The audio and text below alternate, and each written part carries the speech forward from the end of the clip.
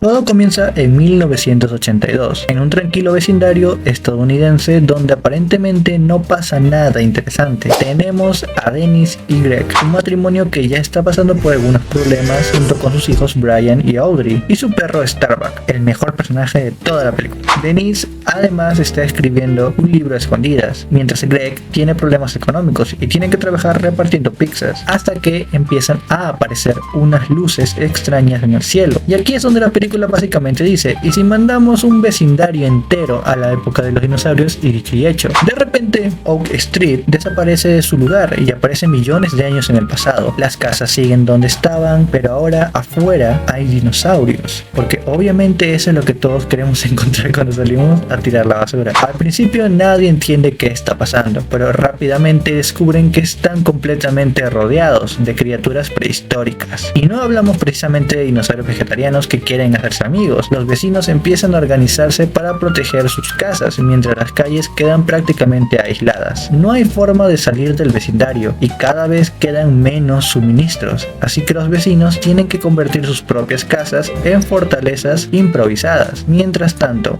Denise, Greg y sus hijos intentan mantenerse juntos, y aquí la película empieza a mezclar la supervivencia con los problemas familiares, porque sí, hay dinosaurios intentando comérselos, pero aparentemente una discusión matrimonial sigue siendo una prioridad. Durante todo este caos, Brian y Audrey también salen a buscar a Starbuck, el perro de la familia, porque sí, se había perdido, se había escapado, y durante su búsqueda encuentran a Janet, una chica del vecindario que ha quedado sola después de que sus padres mueran. Los hermanos consiguen salvarla y llevarla con su familia, así que ahora la familia Platt tiene una integrante más. Con el paso del tiempo, la situación empeora. Los vecinos empiezan a desaparecer uno por uno y cada vez parece más imposible regresar a casa, hasta que Dennis y Greg descubren algo bastante extraño: unas enormes burbujas o portales que aparecen durante unos segundos y después desaparecen, y resulta que estos portales parecen conectar el mundo de los dinosaurios con su época, así que obviamente la familia decide que su única opción es encontrar uno y atravesarlo. El problema es que los portales no se quedan quietos, aparecen, desaparecen y vuelven a aparecer en otro sitio. Finalmente encuentran otro portal cerca de la casa de la bibliotecaria, pero justo cuando parece que por fin van a escapar, aparece un Allosaurus, y así, creo que así se llama esta cosa de aquí. Y aquí tenemos uno de los momentos más brutales de toda la película. Greg intenta enfrentarse al dinosaurio utilizando un martillo. Sí,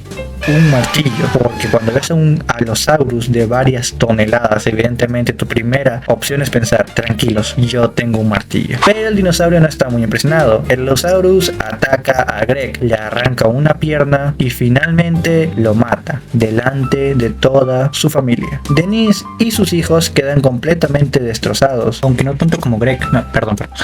Pero no tienen tiempo para llorar demasiado, porque el vecindario está empezando a arder y necesitan llegar al portal. Entonces comienza una auténtica carrera por sobrevivir. Hay dinosaurios entrando en las casas, criaturas voladoras atacando desde el cielo, y hasta una enorme serpiente que intenta convertir la escapatoria en su cena. La familia finalmente consigue llegar al portal. Janet consigue atravesarlo, pero Brian falla el salto. Sí, es un idiota, y termina lesionándose la pierna, así que tienen que volver a intentarlo. Después de atravesar la casa y esquivar otra cantidad absurda de dinosaurios, finalmente consiguen pasar por el portal, y entonces ocurre algo que cambia completamente la historia. Denise, Brian, Audrey y Janet, ahora paréntesis para decir que Starbuck está bien, por cierto, solo me olvidó mencionarlo, pero sí lo encontraron y está bien, regresó con ellos, así que todo bien. Aparecen en 1982, pero unos minutos antes de que Oak Street sea transportada al pasado. Es decir, tienen una oportunidad de cambiar lo que ocurrió, y Denise se da cuenta de que puede salvar a Greg, así que corre hasta un teléfono público y hace una llamada. La solución para salvar a su marido: pedir una pizza.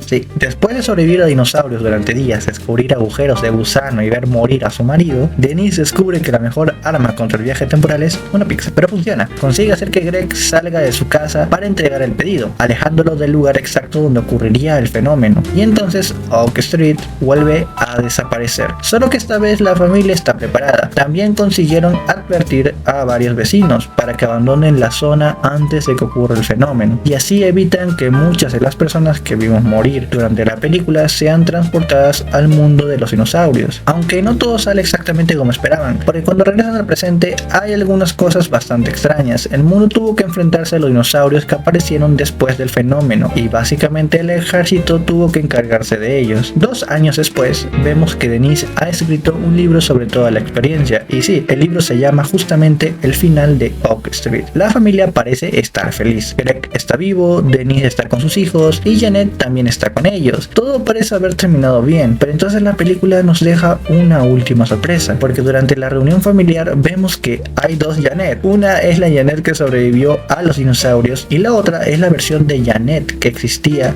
originalmente en 1982. Así que técnicamente ahora hay 2 Janet. Y ahí la película básicamente dice, bueno, eso ya lo explicaremos después, porque sí, conseguimos salvar a la familia, pero acabamos de crear un problema temporal gigantesco. Y así termina el final de Oak Street.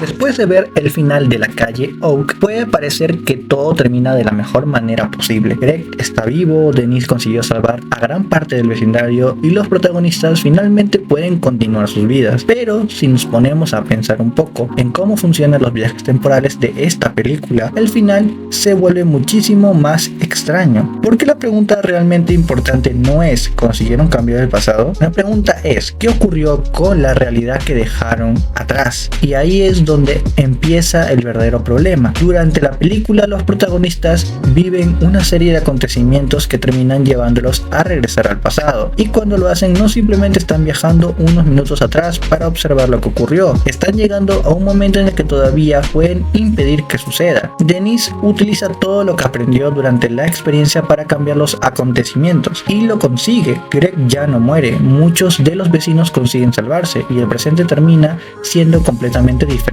Pero aquí aparece una paradoja bastante interesante, porque Denise solamente sabe cómo evitar la tragedia porque la tragedia ocurrió. Ella necesitaba vivir todos esos acontecimientos para descubrir qué debía cambiar, pero después de cambiar el pasado, esa tragedia ya no debería haber ocurrido. Entonces tenemos un problema. Si Greg nunca murió, ¿cómo consiguió Denise la información que necesitaba para salvarlo? Este es uno de los problemas clásicos de los viajes temporales. El futuro provoca una acción que modifica el pasado, y al modificar el pasado elimina la causa que produjo esa acción. Es prácticamente un círculo, y la película parece aceptar esta paradoja sin intentar resolverla completamente. Pero hay algo todavía más interesante: los acontecimientos anteriores no parecen desaparecer por completo. Los protagonistas recuerdan lo que ocurrió y además conservan elementos relacionados con aquella experiencia. Es decir, aunque la realidad haya cambiado, ellos mantienen una especie de conexión con la línea temporal anterior. Y eso nos lleva a una de las escenas más importantes del final, la aparición de otra Janet. Porque si simplemente hubiéramos visto que la nueva realidad reemplazó completamente a la anterior, entonces no tendría demasiado sentido encontrar a 2 versiones de la misma persona. Pero eso es exactamente lo que ocurre. Tenemos a la Janet que conocemos después de haber vivido toda la experiencia, y también aparece otra Janet que pertenece a la realidad que existía antes de que todo cambiara. Y esto nos deja una posibilidad bastante interesante. Quizás la película no está hablando de una sola línea temporal que se borra y se reemplaza. Quizás estamos viendo una realidad que se divide, una línea temporal continua con los acontecimientos originales, mientras otra queda modificada por las acciones de los protagonistas. Y si esto es así, podemos llevar la idea todavía más lejos, porque existe una teoría